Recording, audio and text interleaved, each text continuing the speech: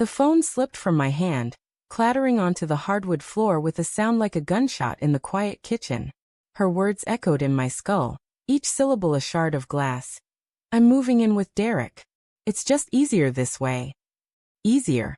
The word tasted like bile, sour and burning in my throat. I stood frozen, staring at the cracked screen of my phone, the glow of her text message searing into my retinas. Outside, the wind howled, rattling the windows of the house we'd built together.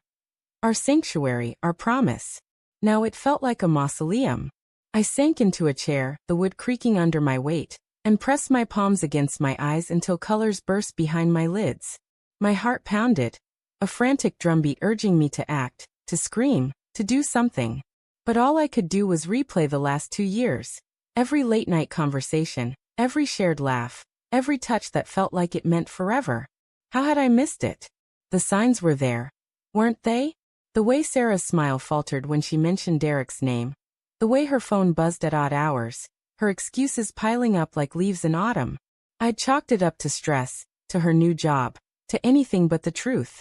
The kitchen smelled of coffee and the faint lavender of her perfume, lingering like a ghost. I grabbed the mug she'd left on the counter, her favorite, the one with the chipped handle, and hurled it against the wall. It shattered, ceramic fragments scattering like my thoughts. My chest ached, not just with betrayal but with the weight of my own denial. I'd seen her pull away, hadn't I?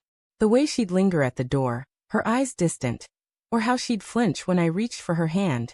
I told myself it was nothing, that love could weather anything. What a fool. I stood, pacing the room, my bare feet cold against the floorboards. The house was too quiet without her. No hum of her singing off-key, no clatter of her keys as she rushed out the door. Just the wind outside, relentless, and the ticking of the clock on the wall. A reminder that time was slipping away, just like she had. I grabbed my phone, ignoring the cracked screen, and scrolled through our messages. Her last one stared back at me. We need to talk when I get home. I'm sorry, James. Sorry. The word was a knife, twisting deeper with every heartbeat. I didn't wait for her to come home. I couldn't. The thought of seeing her, of hearing her try to explain why she was choosing him, Derek, her ex, the man she swore she'd left behind, made my stomach churn. I called my realtor, Mark, my voice steady despite the tremor in my hands. Sell the house, I said. Today. I don't care about the price. He hesitated, his voice crackling through the line, asking if I was sure. I wasn't, but I couldn't stay in this place, surrounded by memories that now felt like lies. Every wall, every corner held her, us, and I needed it gone. The rest of the morning blurred into a haze of paperwork and rage. Mark arrived with forms, his brow furrowed with concern, but I waved it off. I signed where he pointed, my signature jagged and unfamiliar, like it belonged to someone else. The house, our home, was on the market by noon. A young couple, eager and unaware of the ghosts they'd inherit, made an offer within hours. Cash deal, quick close. I said yes without hesitation. The decision a reckless kind of relief, like cauterizing a wound. Sarah came home at dusk, her key scraping in the lock like a warning. I was in the living room, surrounded by half-packed boxes, the air thick with dust and regret. She froze in the doorway, her eyes wide, taking in the chaos. James, what the hell is this? Her voice was sharp, but there was a tremor in it, a crack in her armor. She looked smaller somehow, her auburn hair loose around her shoulders, her coat still buttoned against the autumn chill. You're moving in with Derek, I said, my voice low, each word deliberate.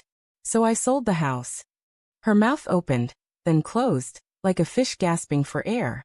For a moment, I wanted her to deny it, to laugh and say it was a misunderstanding. But her silence was louder than any confession. James, she started, but I cut her off. Don't. I stood, towering over her, though I felt like I was crumbling. Don't lie to me. Not now. My hands shook, and I shoved them into my pockets to hide it. Her eyes glistened, but I couldn't tell if it was guilt or pity. Either way, it made me sick. She stepped closer, her boots scuffing the floor. I didn't mean for it to happen, she whispered, her voice breaking. Derek and we were just talking at first. Catching up. But then, she stopped, swallowing hard, and I felt the room tilt. like the ground was slipping out from under me. Then what?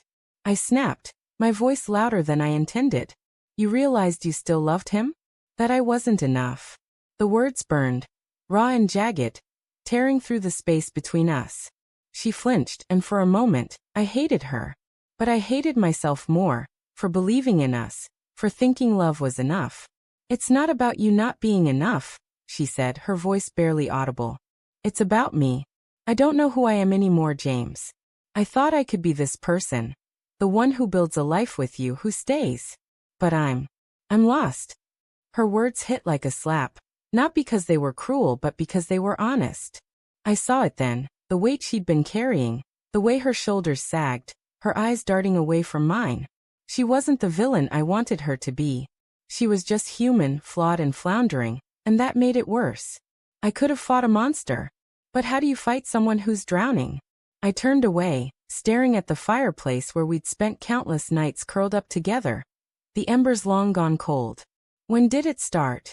I asked, my voice hollow. I didn't want to know, but I needed to. Needed to understand how long I'd been blind. She hesitated, her breath hitching. 6 months ago, she admitted. After that work conference in Chicago. He was there, and we talked. It wasn't planned. It just happened. 6 months. Half a year of lies, of her coming home to me, smiling, kissing me, while her heart was somewhere else. I thought of all the moments I'd missed, the late nights she claimed were work, the weekends she spent with friends. I'd trusted her, loved her so fiercely I ignored the cracks. And now here we were, standing in the ruins. Why didn't you tell me? I asked, turning to face her. My voice cracked, betraying the anger I wanted to hold on to. Why let me think we were okay? Because I didn't want to hurt you, she said, tears spilling down her cheeks. I thought I could fix it, figure it out. But I couldn't. And then Derek offered me a way out, a place to stay, and I took it. A way out. The words landed like a punch, stealing my breath. I'd been her cage, hadn't I? Not her home, not her love. Just a weight she couldn't bear. I wanted to scream, to beg her to stay, to fight for us. But what was there to fight for? A love that was already gone? I grabbed a box, shoving books into it with more force than necessary. The house is sold, I said, not looking at her. You've got a week to get your stuff out. My voice was cold, final, but inside I was shattering. She didn't move, didn't speak, just stood there, her sobs filling the silence like a requiem. That night, I slept in the guest room, the bed unfamiliar and too big without her. I dreamed of her laugh, her touch, the way she used to look at me like I was her whole world. When I woke, the ache was worse, a hollow thing that gnawed at my bones. I packed the rest of my things, leaving behind anything that reminded me of her. The photos, the throw blanket she loved, the life we'd planned. A week later, the house was empty, the sale finalized. I stood on the front porch one last time, the key heavy in my hand. The wind was quieter now, the air sharp with the promise of winter. I thought of Sarah, probably unpacking in Derek's apartment, starting over. And me? I was starting over too, but not with hope, just with the weight of a truth I couldn't unlearn. Love could break you, and trust, once shattered, left scars that never faded. I dropped the key in the mailbox and walked away, the crunch of gravel under my boots the only sound in the world. Somewhere, a new life was waiting. But all I could feel was the one I'd lost.